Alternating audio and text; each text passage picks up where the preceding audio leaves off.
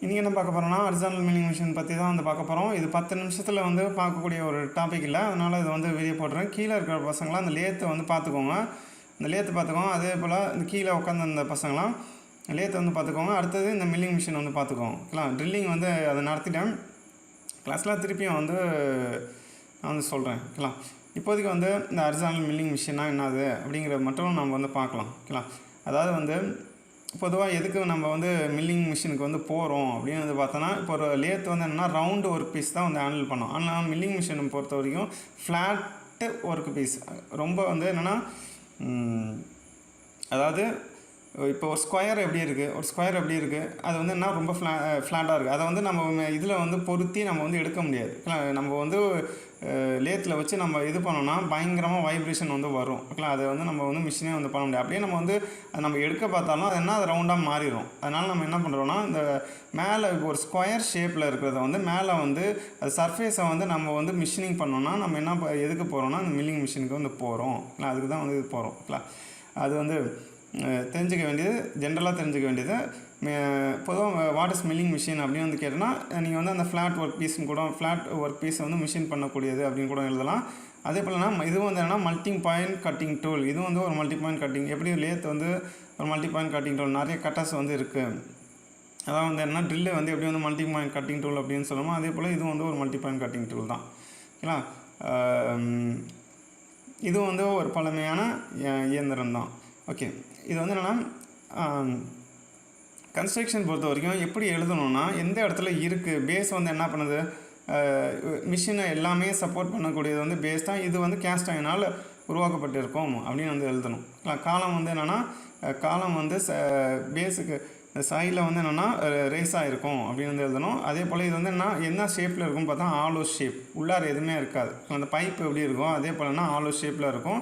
மெயினாக இது எதுக்கு அப்படின்னு வந்து பார்த்தோன்னா, இந்த ஓவர் ஆமை வந்து மேலே ரைஸ் பண்ணி இந்த கட்டரை வந்து சப்போர்ட் பண்ணணும். அதனால தான் வந்து என்ன பண்ணுறோன்னா, இந்த ஓவர் ஆமையும் சரி இந்த நீயும் சரி இந்த டேபிளை வந்து சப்போர்ட் பண்ணுறதுக்காக அந்த காலம் ரைஸ் பண்ணி இந்த ஓவர் ஆமை வந்து மேலே இது கொண்டு போய் கட்டரை வந்து சப்போர்ட் பண்ணுறோம். ஏன்னா வந்து மிஷினிங் பண்ணும்போது பயங்கரமாக வைப்ரேஷன் வரும். அதனால தான் இவ்வளோ வந்து இந்த ஓவர் ஆம்லேருந்து சப்போர்ட் பண்ணி கட்டரை சப்போர்ட் பண்ணி நம்ம வந்து மிஷினிங் பண்ணுறோம்.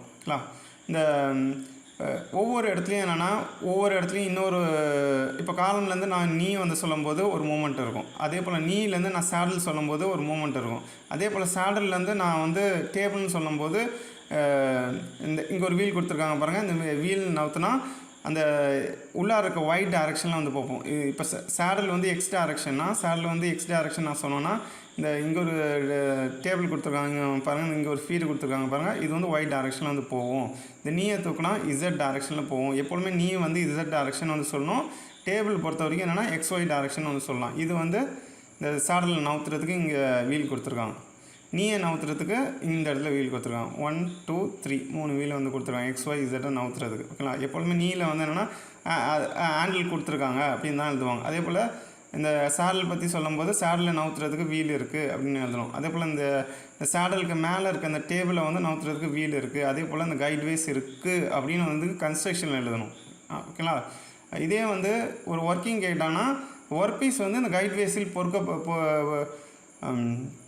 பொருத்தப்பட்டிருக்கும் அப்படின்னு வந்து எழுதணும். அதான் வந்து வித்தியாசம். மாற்றி எழுதக்கூடாது. எப்பொழுதுமே கன்ஸ்ட்ரக்ஷன் கேட்டாங்கன்னா தனித்தனியாக அந்த பேஸ், காலம், ஓவர் ஆம் அதை பற்றிலாம் நல்லா டீட்டெயிலாக வந்து எக்ஸ்பிளைன் பண்ணிவிட்டு இந்த 3 பார்ட்ஸையும் வந்து சொல்லணும். இந்த சேடல் இந்த டேபிள், சேடல் டேபிள் எல்லாமே இந்த டைரெக்ஷனில் நவுறுது அப்படின்னு சொல்லணும். சேடல் வந்து எக்ஸ் டைரெக்ஷன்னா, சேடலில் வந்து எக்ஸ் டைரெக்ஷன்னா இந்த டேபிள் வந்து ஒய் டைரெக்ஷன். டேபிள் வந்து என்னென்னா ஒய் டைரெக்ஷனில் வந்து நவரும். ஆட்டோமேட்டிக்காக சேடல் நவுந்தால் ஆட்டோமேட்டிக்காக வந்து டேபிளும் நவரும். சேடல் யூஸ் பண்ணி நம்ம எக்ஸ் டைரெக்ஷனில் நவுத்துறோம். இந்த ஹேண்டில் யூஸ் பண்ணி என்ன பண்ணுறோன்னா ஒய் டைரெக்ஷனில் வந்து நவுத்துறோம். அதான் இந்த எக்ஸ்ப்ளனேஷன். ஸோ சரி, டோட்டலாக எப்படி வந்து ஒர்க் ஆகுது அப்படின்னு பார்த்தோன்னா, இந்த நாவல்கிட்ட இந்த கட்டரை வந்து எதில் வந்து வச்சுருக்கோம் அப்படின்னு வந்து பார்த்தோன்னா, இந்த ஆர்பரில் வந்து பொறுத்திருக்கோம். இந்த ஆர்பர் வந்து எதில் வந்து இந்த காலமோட சப்போர்ட் ஆகிருக்கு அப்படின்னு வந்து பார்த்தா ஸ்பிண்டில் நோஸால் சப்போர்ட் ஆகிருக்கு. இன்னும் வரைக்கும் நான் சொன்னது என்னென்னா எல்லாமே வந்து கன்ஸ்ட்ரக்ஷன். இன்ன வரைக்கும் நான் சொன்னது எல்லாமே என்னென்னா கன்ஸ்ட்ரக்ஷன் எப்படி வந்து பொறுத்திருக்கோம் அப்படின்னு வந்து சொல்லியிருக்கேன். இப்போ வந்து என்னென்னா இங்கே ஒரு கைட்வேஸ் கொடுத்துருக்காங்க பாரு, இங்கே வந்து ஒர்க் பீஸை வந்து நம்ம வந்து பொருத்தணும் அப்படின்னு எழுதணும் ஃபஸ்ட் பாயிண்ட்ங்களா. அப்புறம் வந்து என்னென்னா மேலே நீ நம்ம வந்து மேலே வந்து ரைஸ் பண்ண இங்கே வந்து காண்டாக்ட் வந்து வரும் ஓகேங்களா. அப்போ எந்த இடத்துல வந்து அந்த எக்ஸ்ஒய் இந்த சேடல்லையும் சரி இந்த ஹேண்ட்லையும் சரி இந்த ஹேண்ட்லையும் சரி நவுத்தி எந்த இடத்துல வந்து மிஷின் பண்ணணுமோ நம்ம யூஸ் பண்ணி வந்து நவுத்திக்கலாம். அதுக்கு தான் வந்து என்னென்னா இந்த காலம்லேருந்து ஒரு கைட்வேஸ் வந்து கொடுத்துருக்காங்க, இந்த சேடலுக்கு ஒரு கைட்வேஸ் கொடுத்துருக்காங்க, இங்கே ஒரு ஸ்லைடு இங்கே ஒரு கைட்வேஸ் வந்து கொடுத்துருக்காங்க. இல்லை அந்த கைட்வேஸை யூஸ் பண்ணி நம்ம என்னென்னா எக்ஸ்ஒய் டைரக்ஷனில் நவுத்தி என்னென்னா அந்த மிஷின் பண்ணலாம் அப்படின்னு வந்து எழுதலாம் ஓகேங்களா. கிட்டத்தட்ட வந்து நம்ம வந்து அந்த இதுன்னு சொல்லிட்டோம், அந்த கன்ஸ்ட்ரக்ஷன் சொல்லிட்டோம், ஒர்க்கிங் வந்து சொல்லிட்டோம் ஓகேங்களா. பார்த்து எழுதுங்க, கொஞ்சம் தான் வித்தியாசம், ஆனால் வந்து கரெக்டாக வந்து இருக்கணும். கன்ஸ்ட்ரக்ஷன் பொறுத்த வரைக்கும் பொசிஷன் ரொம்ப இம்பார்ட்டன்ட்.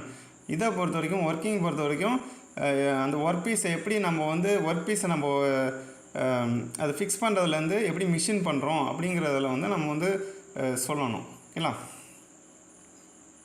ஓகே, இந்த டாபிக் வந்து ரொம்ப கஷ்டம், இதெல்லாம் 10 நிமிஷம் நடத்தலாம் ரொம்ப முடியாது. நான் வந்து யூடியூப்பில் வச்சு நடத்துகிறதே கிட்டத்தட்ட 7 நிமிஷம் ஆயிடுச்சு. அப்போ கிட்டத்தட்ட என்னென்னா இது குறைஞ்சபட்சம் இது டயக்ராம் வரைஞ்சி எக்ஸ்பிளைன் பண்ணி அதெல்லாம் வந்து என்னென்னா ஷூராக 30 நிமிஷத்துக்கு